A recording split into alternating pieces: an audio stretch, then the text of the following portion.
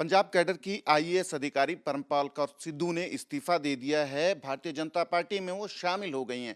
पर एक तरफ जहां वो भारतीय जनता पार्टी में शामिल हो रहे थे दिल्ली, उसके बाद पंजाब के मुख्यमंत्री ने ट्वीट करके कहा कि बीजेपी में जाने की इतनी जल्दबाजी क्यों थी, जबकि उनका इस्तीफा भी अभी मंजूर नहीं हुआ था। हमारे साथ खुद परमपाल कौर सिद्धू हैं, उनसे ही जान लेते हैं क्या स्टेटस है उनके इस्तीफे का और राजनीति में आने की वजह भी जान लेते हैं। मैम, आप दिल्ली जो हैं बीजेपी ज्वाइन कर रहे थे, पर उसके तुरंत बाद ही मुख्यमंत्री भगवंत मान का ट्वीट आ गया कि इतनी जल्दबाजी क्यों थी बीजेपी में जाने की, अभी तो आपका इस्तीफा भी मंजूर नहीं हुआ था। मैंने वॉलंटरी रिटायरमेंट की एप्लीकेशन दी थी जो कि मंजूर हो चुकी थी दिल्ली से। तो मैं इसके बारे में नहीं कह सकती कि ट्वीट क्यों किया या उन्होंने ही किया है या उनके लिए किसी और ने किया है। मैं इसके बारे में कुछ नहीं कहूँगी, बट मेरी जो एप्लीकेशन थी मंजूर हो चुकी थी। तो क्या आपको क्या लगता है, चीफ मिनिस्टर को इसकी जानकारी नहीं थी कि आपका जो वीआरएस की जो एप्लीकेशन है वो मंजूर हो चुकी है? हो सकता है उनको जानकारी ना हो, क्योंकि मैंने जो अपनी लेटर थी वो पर्सनली रिसीव कर ली थी, जो लेकिन पंजाब गवर्नमेंट को जो लेटर आनी थी वो कोरियर से या स्पीड पोस्ट से जैसे भी होगा, मतलब वो भेजेंगे।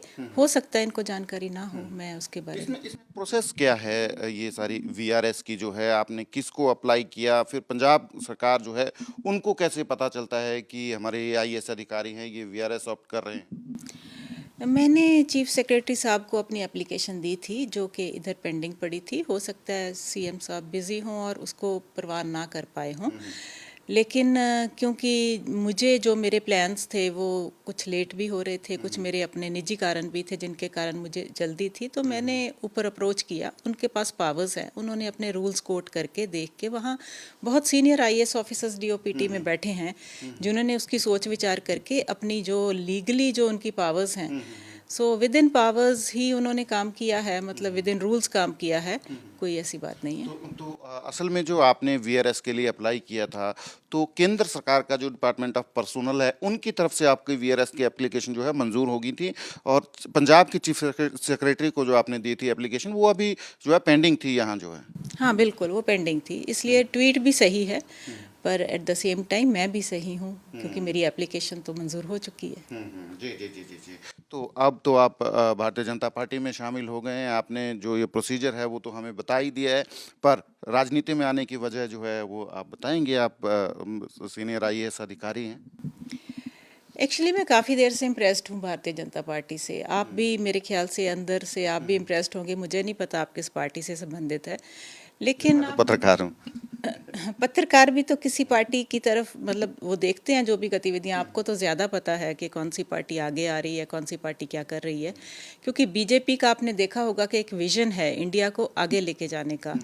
तो उसमें आपने इन 10 सालों में जो इंफ्रास्ट्रक्चर में डेवलपमेंट हुई है, जो हमारी जो डिजिटल इंडिया बना है, जो महिलाओं के लिए काम हुए हैं, जो उन्होंने हर क्षेत्र में, सेहत के क्षेत्र में, आयुष्मान भारत जैसी स्कीमें जो कोई सोच भी नहीं सकता था, मतलब इंश्योरेंस की स्कीम जो है हेल्थ इंश्योरेंस की, उसके बिना जो कुछ भी शिक्षा के क्षेत्र में, हर क्षेत्र में उन्होंने काम किया है।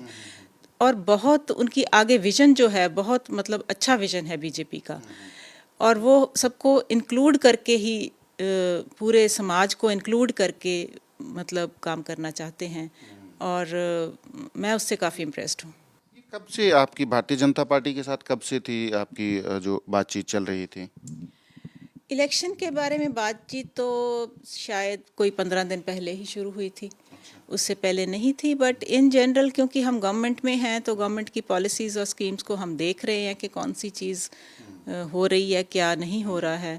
और मोस्ट ऑफ द स्कीम जो स्टेट में चल रही हैं वो सेंट्रल गवर्नमेंट की ही स्कीम्स हैं और सेंट्रल गवर्नमेंट के ही पैसे से चल रही हैं।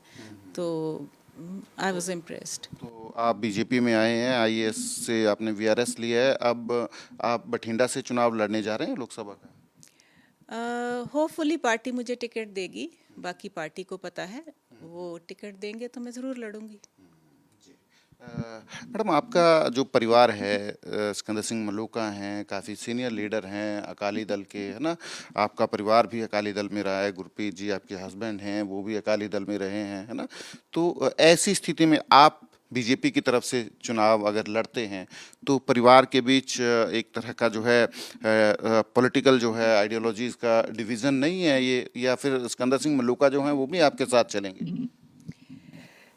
इसमें कोई डिवीज़न की बात नहीं है, हर एक की अपनी पॉलिटिकल आइडियोलॉजी है, कोई किस बात को कैसे समझता है, मतलब वो अपना-अपना विचार है इसके बारे में। तो विचारों में डिफरेंस होने से कोई फैमिली में दरार नहीं पड़ जाती। हमने उनको बता दिया है, हमने उनको बताया है कि हम क्यों बीजेपी में जा रहे हैं, तो ऐसी कोई बात नहीं है। वो हम उनको भी फोर्स नहीं करेंगे कि वो अब क्या करना चाहते हैं, किस पार्टी में रहना चाहते हैं, वो उनकी अपनी मर्जी है। हमसे बड़े भी हैं, हम उनकी रिस्पेक्ट भी करते हैं। ये नहीं है कि हमारे और बीच में वो हमें प्यार नहीं करते या हम उनकी रिस्पेक्ट नहीं करते, ऐसी कोई बात नहीं है। सिर्फ ये है कि भी हम बीजेपी को पसंद करते हैं तो हम उस तरफ चले गए। तो ये बड़ी दिलचस्प होगी स्थिति कि सिकंदर सिंह मलूका तो अभी भी हरसिमरत कौर बादल का प्रचार कर रहे हैं, वहाँ गांव-गांव जा रहे हैं बठिंडा में, और आप उनके बहू जो हैं वो बीजेपी की तरफ से प्रत्याशी होंगे, तो मलूका साहब के लिए तो स्थिति बड़ी विकट हो जाएगी। वो प्रचार किसका करें, अकाली दल के प्रत्याशी का करें या अपने डॉटर इन लॉ के लिए वोट मांगे? वो अकाली दल के एक वफादार सिपाही थे और अब तक उसी तरह से काम कर रहे थे। अब उनको देखना है कि क्या करना है। मैं उसके बारे में अभी ज़्यादा कुछ नहीं कह सकती, बट हमें उसमें कोई एतराज़ भी नहीं है। अगर वो अकाली दल के लिए काम करना चाहेंगे तो मुझे कोई उसमें एतराज़ भी नहीं है, क्योंकि वो हमसे बड़े हैं। उनको क्या करना है उनको देखना है। हमारे मन में उनके लिए रिस्पेक्ट पूरी है, वही रहेगी, क्योंकि हमारे वो फादर हैं तो फादर रहेंगे। सो उनकी मर्ज़ी है। तो राजनीति जो है, राजनीति बड़ा एक कह सकते हैं हम बड़ी शेड्यूल्ड गेम है, बड़ा उसके लिए कितना तैयार हैं आप? मैं पूरी तरह से तैयार हूँ। श्रूड गेम है, आई एग्री, बट ऐसी बात नहीं है। सच्चे बंदों की भी भगवान भी सुनता है, जनता भी सुनेगी। हम जनता के साथ हैं तो जनता हमारे साथ है।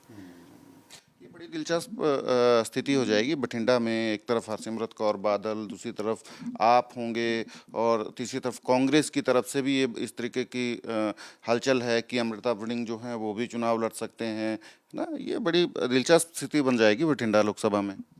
हाँ, तो दिलचस्प स्थिति बननी चाहिए, पर जो भी है फैसला लोगों के हाथ में है। लोग फैसला करेंगे, ना हम कर सकते हैं ना वो कर सकते हैं। फैसला तो लोगों के हाथ में है। वो देख लेंगे कौन सा कैंडिडेट, किसने ज़्यादा देर सच्चे सुच्चे अपने ईमानदारी से काम किया है, किसने लोगों की समस्याओं को समझा है।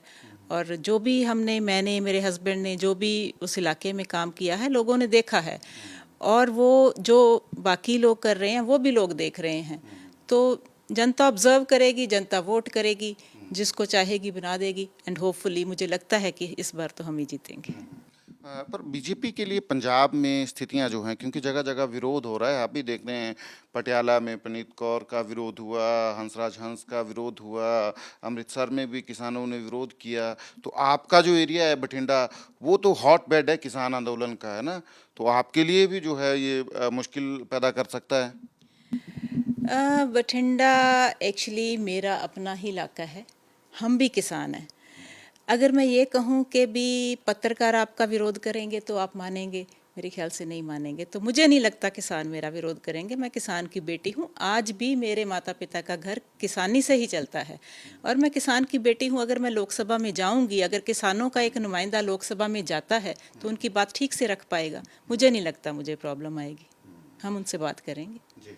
आप जब आपका नॉमिनेशन प्रक्रिया के जरिए आप आईएएस बने थे 2015 में, शिरोमणि अकाली दल बीजेपी कोalition की सरकार थी, है ना, तो ये भी है कि आपको तो अकाली दल जो है उनकी सरकार में आईएएस का टैग मिला है, और आप आईएएस वो छोड़ के, अकाली दल जो है आपका पारिवारिक वो छोड़ के आप बीजेपी की तरफ से अब चुनाव लड़ने जा रहे हैं। मैं आपके ज़रिए से ये बात भी स्पष्ट करना चाहूँगी कि मुझे किसी ने आईएएस नहीं बनाया। एप्लीकेशंस होती हैं, जब एप्लीकेशंस निकलती हैं सभी लोग अप्लाई करते हैं। उस समय 2 सीटें थी आईएएस की, एक सीट के अगेंस्ट 5 कैंडिडेट्स का पैनल जाता है, तो 2 सीटों के अगेंस्ट 10 लोगों का पैनल जाना था। 10 ही लोगों ने अप्लाई किया था, 10 का ऊपर गया था। आगे जो सिलेक्शन है यूपीएससी करती है, वहाँ पे इंटरव्यू होता है, काफ़ी सीनियर लेवल के लोग वहाँ बैठ के एक्सपर्ट्स हमारी इंटरव्यू लेते हैं। तो इंटरव्यू के ज़रिए यूपीएससी करती है, वही यूपीएससी जो वैसे आईएएस की सिलेक्शन करती है। तो ये कहना गलत है कि मुझे अकाली दल ने बनाया है।